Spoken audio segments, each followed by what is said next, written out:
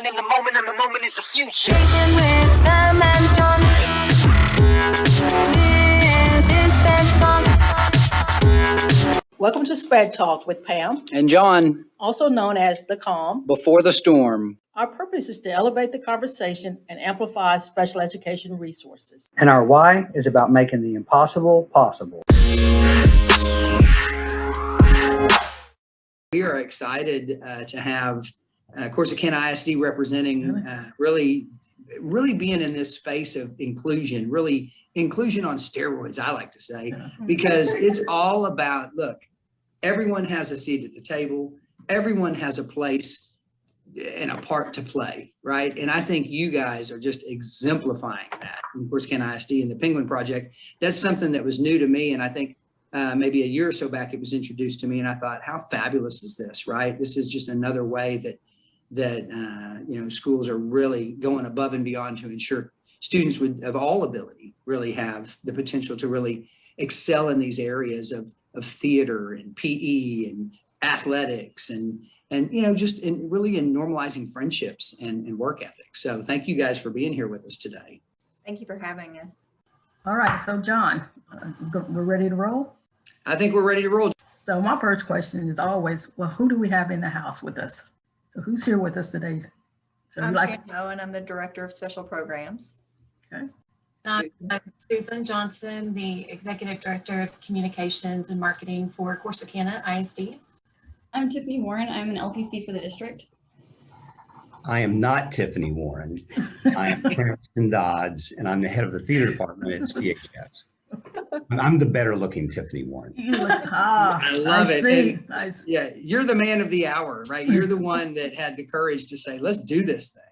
Inclusion only works if it's the gen ed side, because special ed, we talk it all the time, but it really isn't about us pushing kids in or out. It's about them being included in theater and these other areas. And so, Mr. Dodds, thank you so much for being here with us. My pleasure. Good morning, everybody. I'm super excited to be here. I am Monica Quesada, and I am one of the liaisons with Region 19 out here in El Paso, Texas. Okay. And I am Jennifer De Leon. I am in Region 17 in Lubbock. One of the liaisons that just came on and joined Monica and Pam and John. And I'm Pam Humphrey. I'm a liaison from Region 11 in Fort Worth. I am John's counterpart in this madness we call SPEDTalk. We try to keep each other honest. That's right. And I'm John Bullion here at ESC Region 12. This SPEDTalk thing has been something really that I think has really brought in a lot of value to the lives of Pam and I, because we get to elevate the work of others. We get to go out and celebrate the things that are going on really around our state that are the positive things, the things that are making a difference in the life of kids with disabilities, but really in the life of all kids, because it isn't about whether you're special or not. It's about, look, we have kids, we want them to thrive. We all want the same thing for our kids, for them to be challenged and loved and supported. And so we love doing the SPEDTalk thing because it enables us to provide a voice for districts like yours and individuals like yourselves who are really doing the hard work out there and really kind of knocking down some of these walls and silos for these kids that maybe didn't have these opportunities before, maybe, the Penguin Project or, other things that are going on around the state. So I'm I like to say Pam is kind of the calm of this podcast, and I definitely am the storm because, I get going and sometimes I never shut up. But right now I am going to shut up. Okay. And so Pam, I'm gonna let y'all jump in and kind of drive this bus for a minute. Okay, so here's my first question. Who had the vision to bring the Penguin Project to Corsicana ISD? Cran. Well, I knew about it, and I knew several people around the country that had produced one of these productions. And I was both intrigued and impressed. And then our superintendent, Dr. Frost, and Susan and myself all flew to Lincoln, Nebraska to see a production of this, a joyful, stirring, emotional experience that we witnessed. And we spent, 3 days, I guess, in meetings with parents, with theater people, with SPED children, gen ed children, talking about the gains that they had experienced and their experience with this experience. And it became very obvious very quickly that this was something that not only did Corsicana ISD need to do, but it needs to be done a lot and elsewhere, all over this country. It is primarily in the Chicago, Peoria, the Midwest region. We're the first in Texas to take this under our wing. And being the first has been sort of a poison, because we have, as though we are something special. And the reality is the children that are the special ones. And we cannot leave them behind. Susan has done a remarkable job at promoting the show throughout North Texas. And really, she and her crew have just covered every base possible. And that's an important aspect of this. But also the important aspect is the participants. Yeah. And it doesn't really matter. As I've said, we have an admin meeting every Thursday. And as I said in one of our meetings, it's about the process and not the product. And we have to remember that these children that are in it, they don't even know what they're going to see on Friday and Saturday nights. So we're inviting about 300 kids on Thursday. And these students that are in the cast are going to go, oh my gosh, what are we doing? I thought we were just rehearsing this thing and having a good time every day. But now we're actually performing in front of a large group of people. And when you see that process come to fruition, whether it's wonderfully done Broadway style, or it's Mickey Rooney with a barn that he's going to put on a show, and these children have genuinely changed. I was talking to one of the mentors they all gather in my office every day for some strange reason. And I was talking to one of them, one of my really great mentors. And she said, she just on her own, she said, I'm just so amazed to see the change in these SPED children, that they can make me, when I'm having a bad day, make me feel good. And when they're having a bad day, they allow me to make them feel good. So it's not just about the show itself, but it's about the bonding that we have. And Tiffany Warren, the less better looking one to my side. Exactly, yes. Has done a remarkable job of making these bonds. And I have always said, we were flying back on a plane, and Susan and I were talking about the importance of the mentoring program. And that's the basis for it, because you're going to build these bonds that hopefully will go far into the future. And there are a couple that I think that will actually happen. So there's a support system that grows out of this. And I'm just talking all over the place, but there's a support system. We love it. That is really gratifying and really amazing to watch. Tiffany was saying that being the mentor director is a daunting task. And she showed me one day this notebook that she has, and she says, I didn't sign up for this. And it was about 8 inches thick. And I said, well, maybe not, but we have all made discoveries along the way. Exactly. And so whether you signed up for it or not, you're in the thick of it. So let's take it to the ending and let's celebrate our task. So that's my story. I love that story. I love how you brought it to your district. I'd like to backtrack just a little bit. Can you define the Penguin Project as far as, I know you're talking about theater and you brought in students with disabilities. You've made it a big production in your district. Go back just a couple of steps and define what Penguin Project is. Well, let's start with the definition of a penguin. And a penguin is an animal that cannot fly, has other disabilities, but that penguin can communicate. I just saw a magnificent story on Facebook the other day about, and some of you guys may have seen it, about these two penguins. And I think it's like in a bay around New York, that there's an elderly penguin and there's a young penguin. Both have lost their mates, but they have found each other. And you see a back shot, and it's just amazing. So anyway, a penguin is a being that has things to offer. And we don't always look at the penguin. We look at penguin as something that can't swim. And that's Can't fly. He can't fly. I'm sorry. Oh, they can swim like crazy. Can't fly. And that's all we see. You know, was that really a bird? I mean, that bird can't fly. Is it a bird? Well, we have children that, does that mean that she can't speak? Hard of hearing child who's playing the lead, male. Does that mean that he can't participate? Of course he can. He can be friends. He has lots of friends. He sleeps on, I have a picture of him sleeping on my couch about 10 minutes ago. He's exhausted from all of these things. And so anyway, I don't know if I answered your question, but that's what a penguin is. So that's what the program is. It's allowing children to spread their wings and to fly when they didn't know they could. And they all can. They just have to have the window open where they can make that jump. Well, and even the ones that can't fly, man, they're swimming amazing. Yeah. It's incredible. Like some of these that are so anxious and scared at the beginning, they're dancing and they're singing, and like it's incredibly heartwarming to watch them. Just and what's sad about the production piece of it is the actual play that we're putting on this week. Y'all won't get to see the process of what they look like when we started this, because it's a whole different ballgame. It's amazing. Yeah. Well, I'm certainly not making excuses for the show, but it has had its obstacles. Yeah. This whole thing called COVID. Right.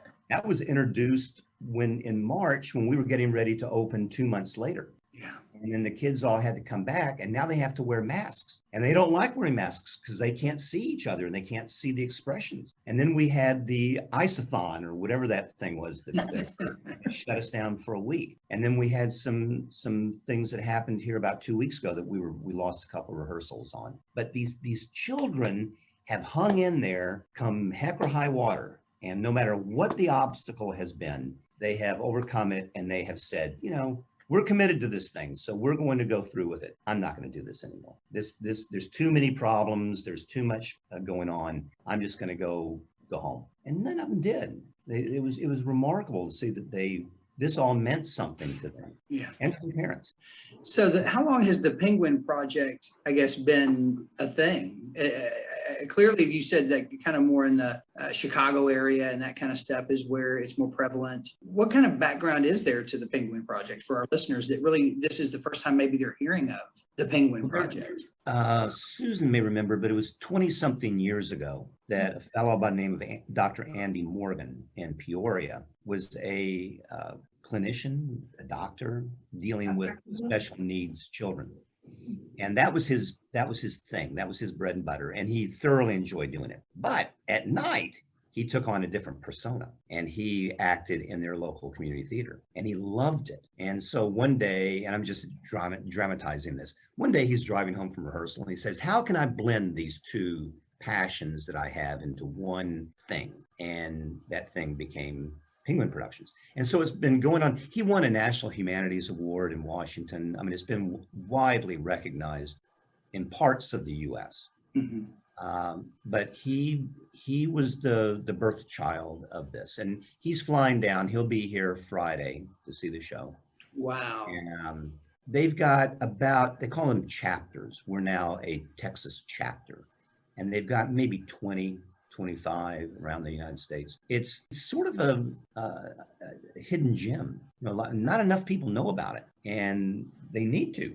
They should. And so, we're sort of spreading the word of Penguin, and hopefully somebody else will see it and hear about it, such as all of you, and take it back to districts and say, have you ever thought about? It's not for the faint-hearted, I'll tell you that. It's tough. It's a bear to fight with, but the reward is everlasting. Mm. I think that just so that you understand the bigger picture here, Cran, you might also touch on, and Tiffany, you as well, how the mentors work with the students.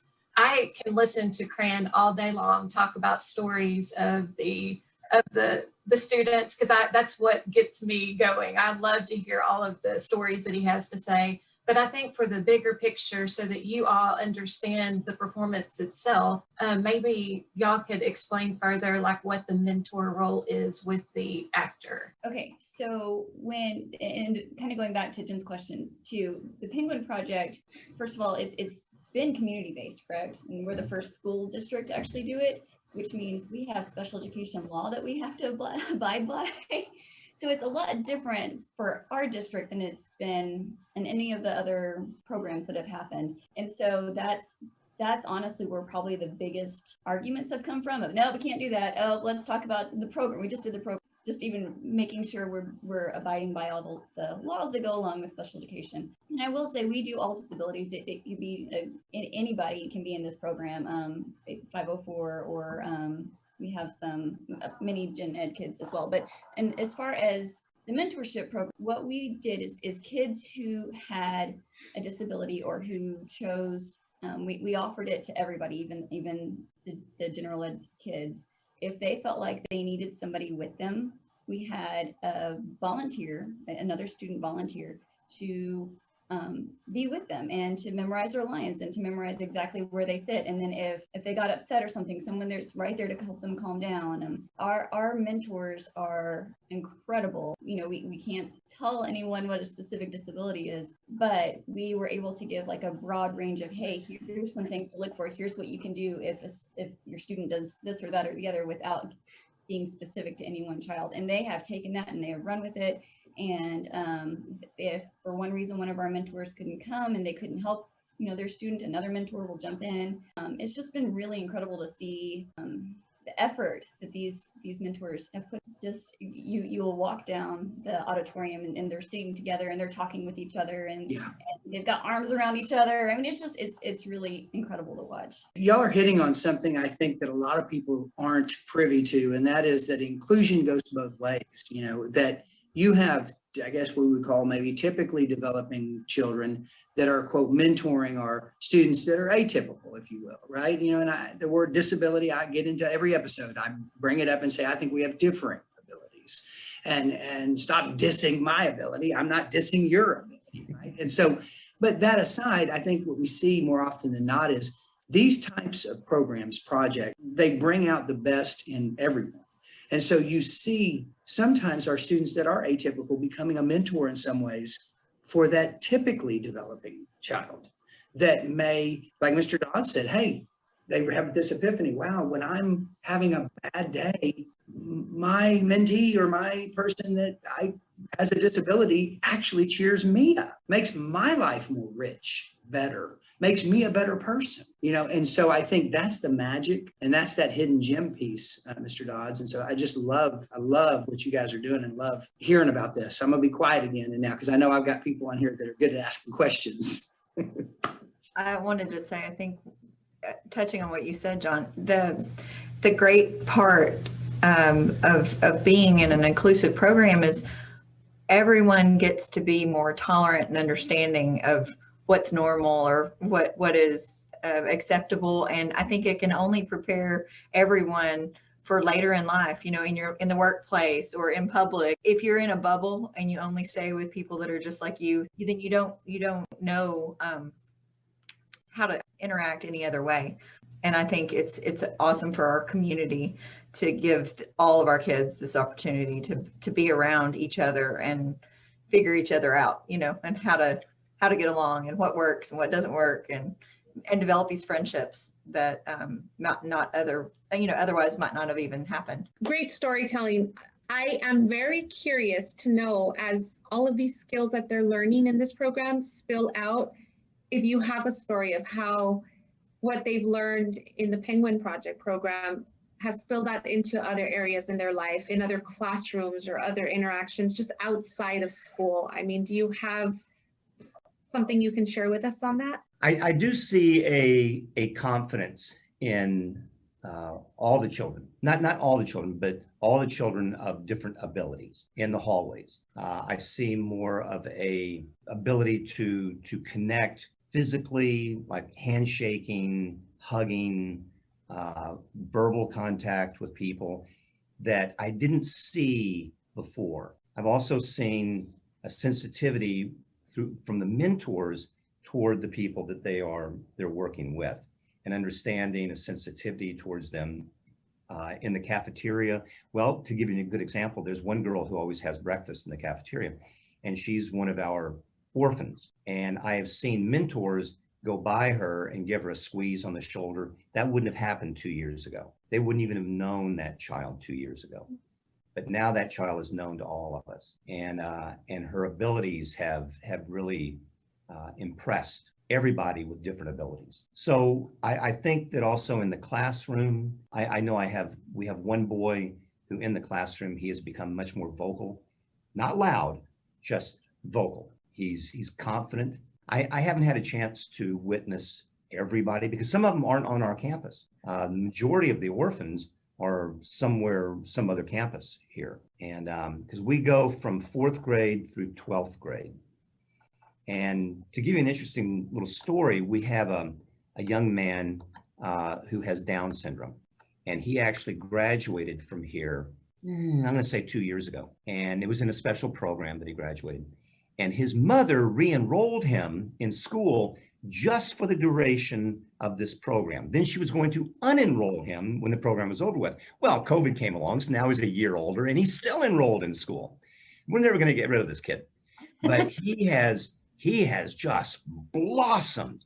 We have a song, Don't Stop Believin', that is our theme song.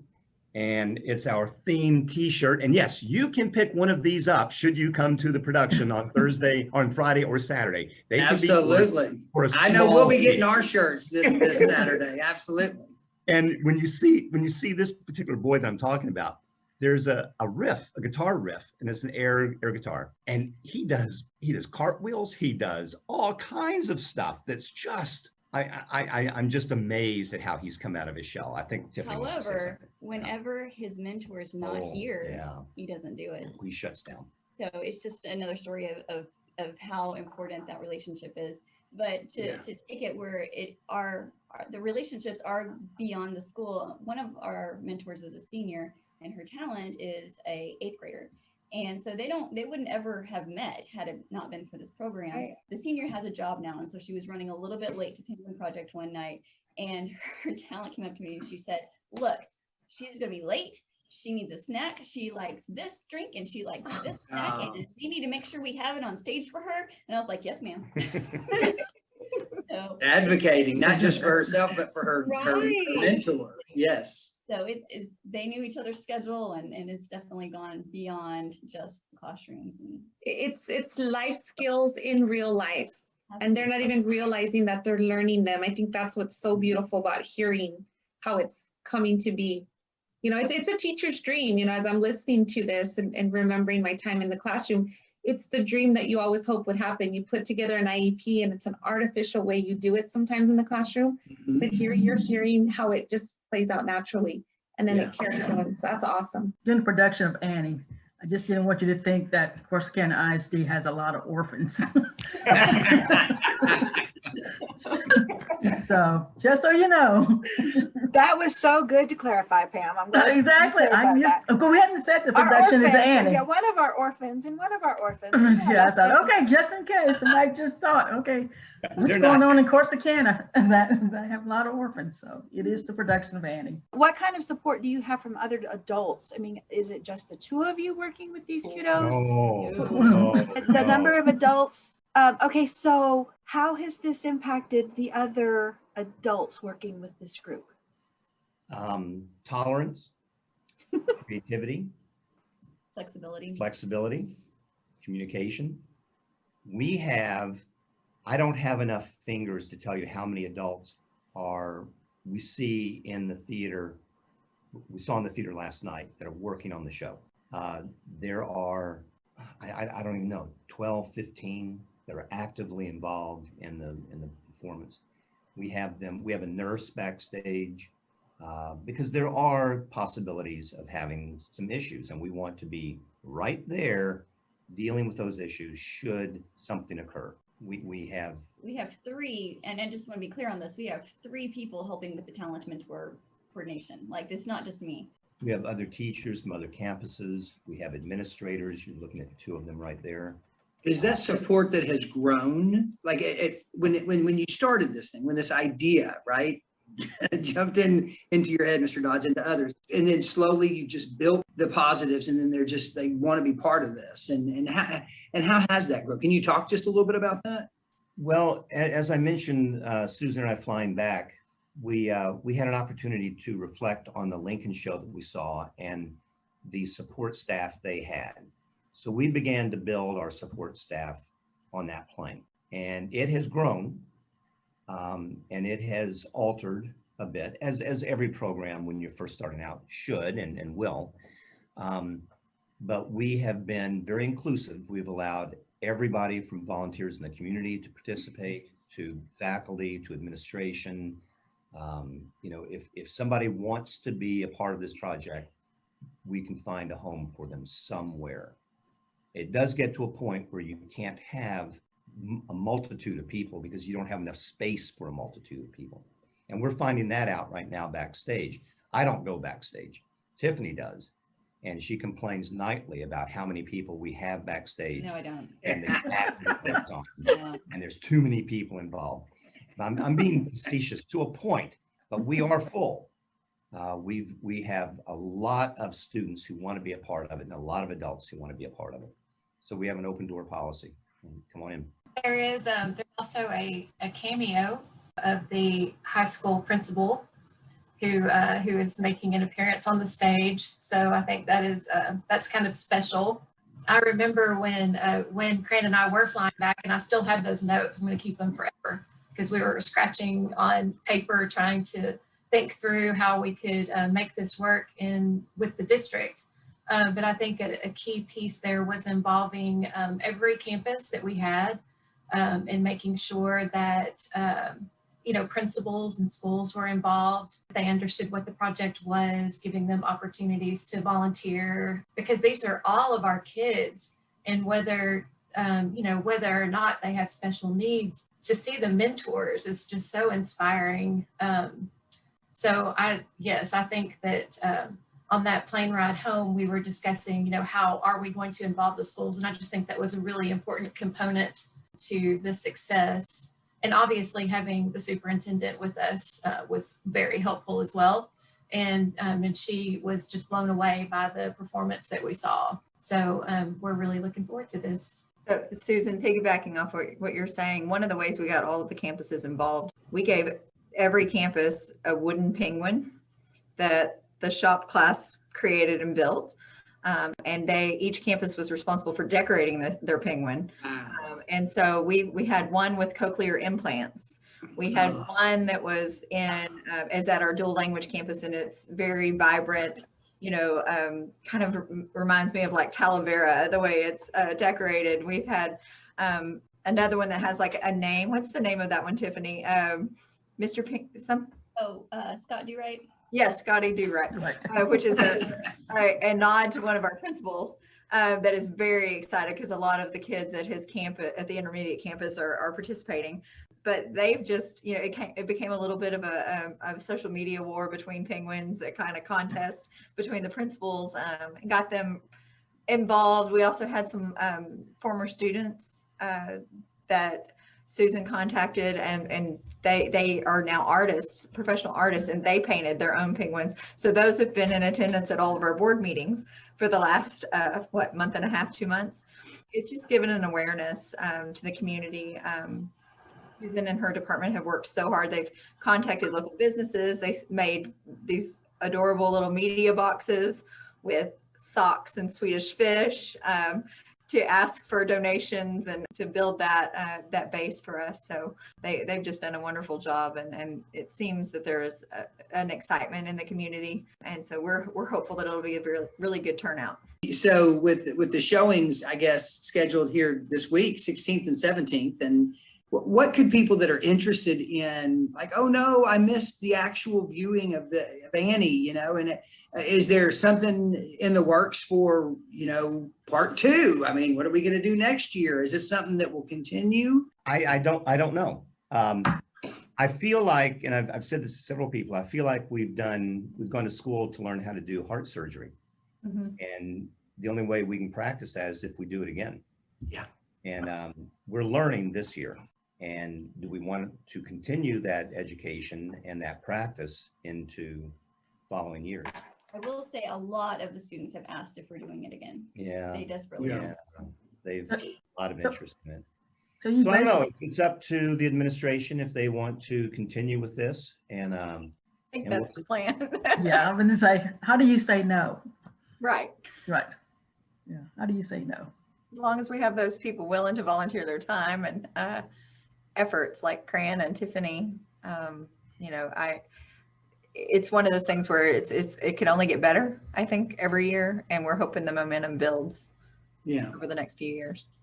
Shani, you mentioned something when we talked the other day, like, you know, if I could go back I think we would have captured this almost like a documentary, because like Cran said, it's been the process really that is the magic. Yes, it's going to be great on Friday and Saturday, and the kids getting to come out and do their thing and have the community behind them.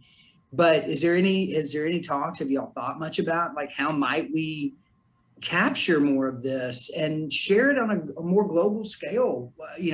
This being the first, I think you said school maybe anywhere that has taken this on. It's been a community-based thing before. I don't know, just a thought. I'm a big documentary fan. A documentary that was made of elementary students in New York City called Mad Hot Ballroom. These were, I don't know if you've seen it or not, but had a hard time walking across the street. And now the end result is now they're wearing tuxedos and suits, and they are dancing tangos, and they're in the 5th grade, and they're doing all this kind of stuff. Well, you see the process build to that point. And we had talked about having this documentary made. There's so many stories, steps, revelations that have occurred in this process that it would have made a fascinating tale. But if you're going to do something like that, that too has to have a high level of quality to get people to want to stay watching it and be intrigued by it and ask inside questions about what's going on. I don't think that this year, even though we discussed it on several meetings, I don't think this year we were prepared to tackle that along with what we were already doing.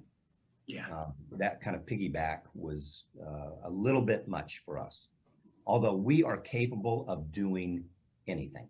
I love it. I love it. We're penguins too. We're penguins also. And but in the future, if we do this again, yeah, I think a documentary should, or a film of some nature should be conceived. Get Netflix on it. The one question though that I think a lot of people might have is, how do I do it? How do I get started? Well, I can't give you the contact information. Susan may have it, I don't know. But on web under Penguin Productions, you can find Dr. Andy Morgan and his contact information. And he's always thrilled when somebody's going to do it. And he and his wife came down at different times and participated with us and worked through the process with us and made sure that we understood what the whole end result of this process was. And so I would encourage anyone just to look up Penguin Productions, Peoria, Illinois, and contact Andy and get on board. And let's get more children involved in this activity. Or they can go to our CISD site, CISD.org, and /Penguin Project. Over the weekend, I remembered, she said, well, just Google, Corsicana ISD and Penguin Project. And I think I just literally typed in those words and boom, right there, homepage, buy tickets, donate. If you want to learn more, everything was just right there.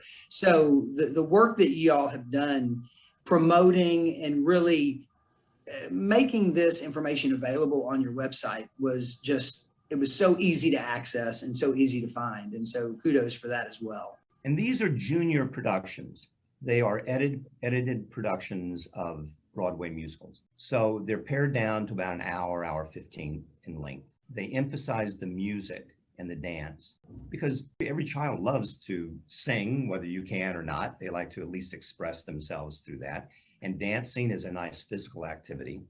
And so we'll always do as long as we do this, we'll always do a musical. And I can't see this group of kids doing Death of a Salesman. We lose them by the end of the first week. But they find a lot of joy in singing out. And let me tell you, they're not all singers, but they've got pipes and they'll let it rip. And sometimes you'll go, oh, that's a sour note. They don't know it and they're happy with it and they're going to continue. And we're happy with them singing out like that. And that's great. Absolutely. Sounds like my voice would fit in perfectly then. I could belt out some notes. There's little things that I find a great deal of joy in. I've directed theater for a long time, both in education and in the professional world. And I have this one girl, I think she's in I don't know what grade she's in, 8th grade or so. And she has become like my best buddy. And right in the middle of a show, she'll stop and she'll go, "Hello, Mr. Dodds." And I'm just saying, oh, I hope she doesn't do that during the show. But you know what? That'd be okay if she did. If that's what she wants to do, we're gonna cut her some slack. Absolutely. Yeah. So it warms my heart, I'll tell you that. Well, and even some of the things like we have kids that now purposely wear sparkles because it flashes in the lights. Yeah, and then yeah. like they wear really cool shoes because it looks good in the light. Like just things like that they, would have never done before. And they're just fun and it's neat seeing those experiences. Cran, can you share the story about the student that noticed how another student was projecting and made the comment? Do you remember that story? No, I don't. Oh. So he said that there was one student on stage and another student came up to him and said, they need to be loud. Oh, Yeah. yes. Yes. In fact, it's the same person that yells out my name in the middle of rehearsal. She came up and made a comment about the loudest senior I have in my program, that girl needed to project. I went, what? Because this little girl who says, "Hello, Mr. Dodds," all the time is loud. And so she wants that senior in my class to be as loud as she is. And I thought it was just hilarious that she came up and now she's directing the show. Tiffany mentioned how some kids have come out of the woodwork. I'm going to tell you about my ignorance of this whole thing, and then you guys will be fully ashamed of me when we get through with it. But there was a boy last year who came in and he was very quiet and he stood against the wall and didn't say a word. And I thought he was a mentor and I thought he was just watching and observing. The next rehearsal, he comes along and he's doing the same thing. And so this girl who's no longer with our district, she's out in Midland, she came walking up to me and I said, that boy, whose mentor is he?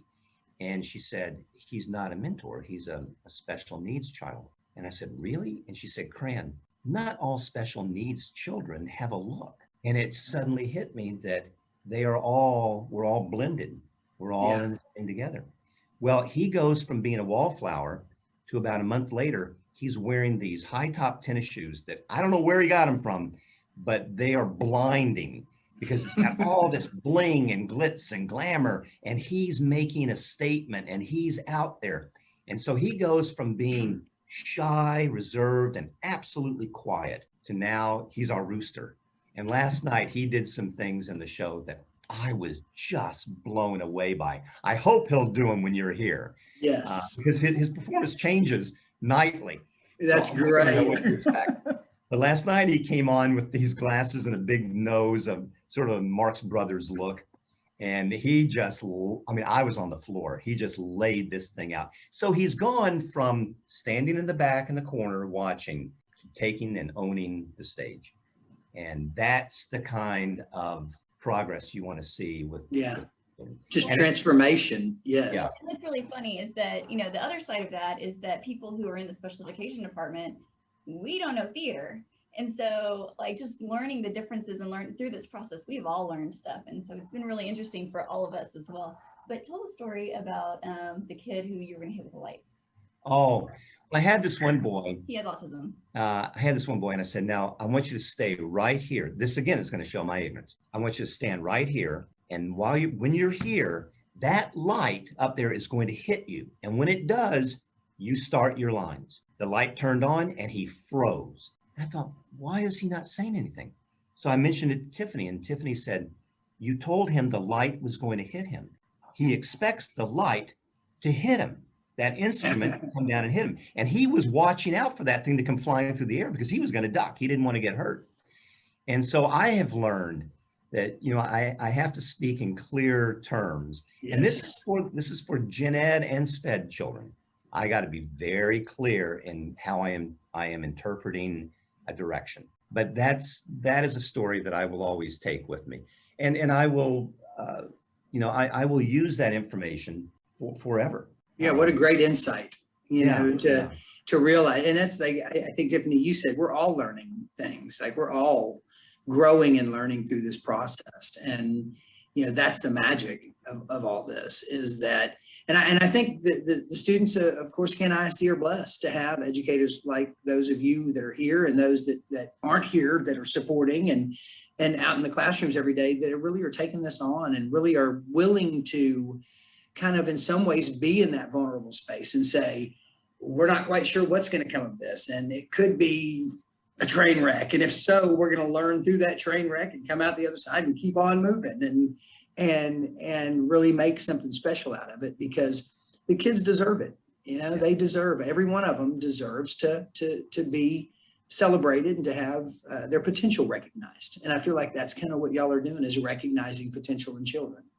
And so kudos to each of y'all for that. On our very first meeting, we kept all the parents in the library and took all the students into the auditorium.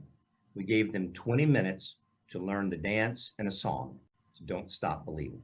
Afterwards, one of the choreographers came in and she said, we're finished. I took all the parents into the auditorium.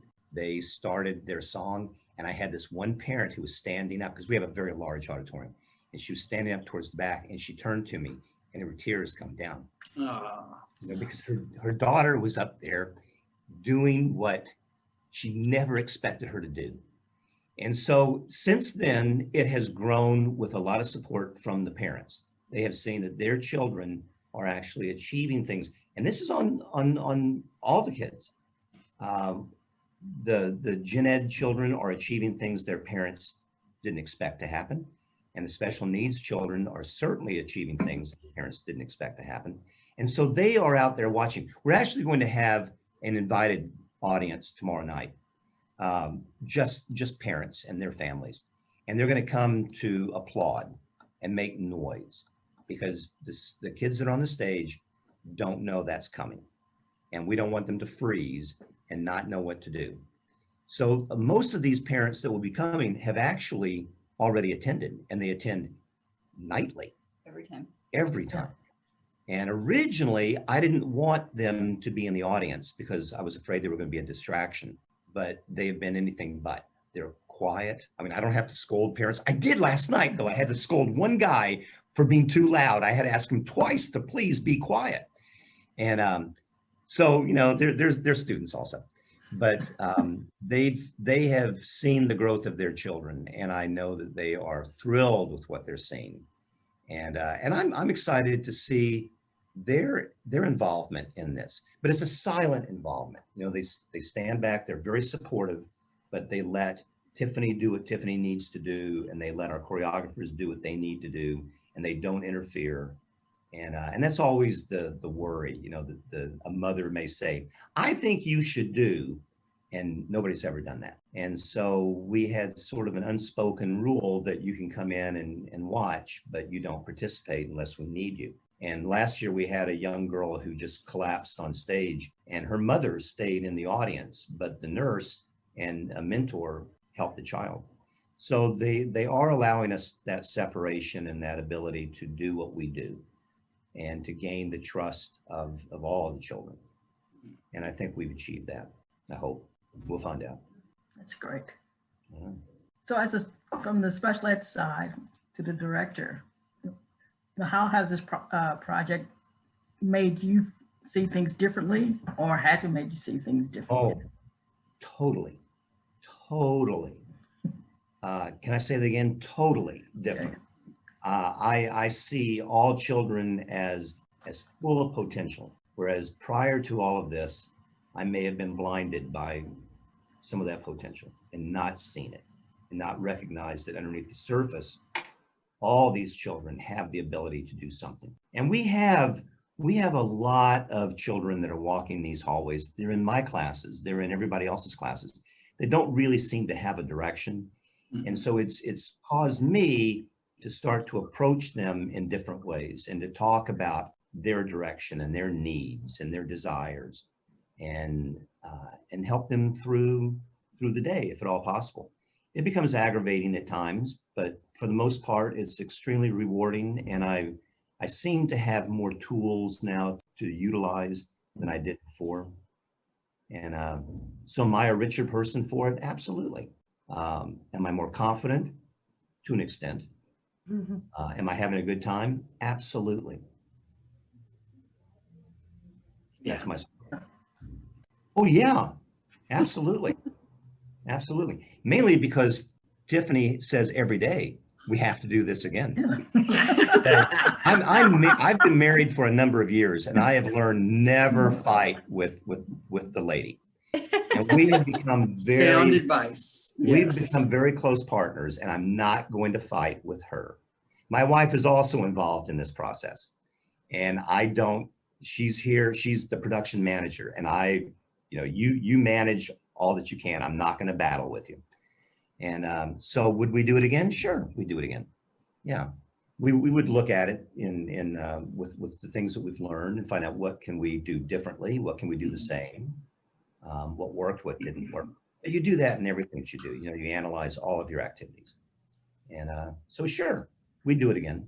Well, I am super excited to come out Saturday and partake of the Penguin Project. I think that, I have my wife and my 3 kids will be with me, 3 of my 4, and they're super excited.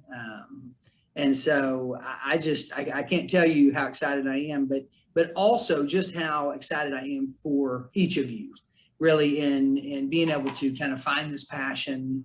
And, we can hear the passion in your voices when you talk about this. And I think so often we go about our lives and we go to work and we do a job, and we sometimes the negative things build up over time, and things aren't quite the way we want them to be. And, and I'm just a strong believer that when we find these little things that we don't have to do, but we choose to do, that kind of makes everyone's world a little bigger and still a little smaller at the same time. That's when we reconnect to our passion. Clear that you guys are very passionate about this, and we're excited to celebrate you here on SPEDTalk. Well, we're thankful for the opportunity. And I just, as I know Susan and I are hometown Corsicanans, and we, I think we've always known it's a special place, but being in the district at this place and time, and being able to see, people you've known for years that you grew up with, or that have had the opportunity to work with, and all of these talents and just the opportunity to come together for our kids and our staff is just a big, huge source of pride, I think, for all of us in the district, especially those of us on the committee. So we feel like we want to brag on it as much as possible, and give other districts the possibility, or at least expose them to what's out there and what could happen for kids. So we thank you so much for having us on today. Absolutely. Pam, Jen, Monica, can y'all think of anything else you want to ask or touch on? No, I would just like to say, just looking at the fact that you're investing in your kids, all your students. Sometimes in education, we talk very globally about wanting outcomes, but sometimes we forget to put the work in. Sometimes it's definitely more than the academics. It's that the whole child, and what are we doing to give them opportunity to, as penguins don't fly, but swim at least, and you all have found a way to give kids the opportunity to reach potential that they may have never reached, or do things they thought they may never wanted to do or could do. And even, students who are not students receiving special education, just the normal kid who has not found his or her place within the district or within the school setting, but needing somewhere to belong. And that's part of it. One of my favorite quote is that everybody wants to be known, and given the opportunity to be known by others is a gift. So I really praise the work that you all are doing. Thank you. And I just want to take the time to say thank you for wanting to brag about the project that you guys are doing, because I think it's phenomenal. I think it's amazing what you guys are doing with these kids and taking the time. We're hoping to help you spread the word as far as what's going on in Corsicana and in Corsicana ISD. And so we definitely thank you for joining us on this platform to share your story, because it's amazing. So thank you for that. So y'all are the first chapter of Penguin projects in a school, I guess anywhere, and then in the first chapter in Texas, and now you're SPEDTalkers. That is a group that is growing as well, and we are super excited that you're part of our family now. John, tell everyone how they can continue to elevate the conversation about special education in Texas. You got it, Pam. They can continue to hit us up on Twitter at SPEDTalk 2020. And soon they'll be able to find us on Facebook and Instagram as well. Because in these disconnected times, connecting with others has never been so important. Now more than ever, it takes courage to create culture and kindness to keep us connected. If you enjoyed this episode of Sped Talk, be sure to share it with a friend because information should always flow through us, not to us. We couldn't do this without you, our listeners, and we need your help sharing the amazing transformation occurring in special education. Together, we can change the trajectory of learning opportunities in Texas for students with disabilities. If you have ideas, information, or resources that you think we should share on an upcoming episode of Sped Talk, let us know at SPEDTalk 2020 on Facebook, Twitter, or Instagram. And be sure to like our page while you're there. Oh yeah, and if you get a chance, please consider giving us a positive review on the podcast platform that you listen to Sped Talk.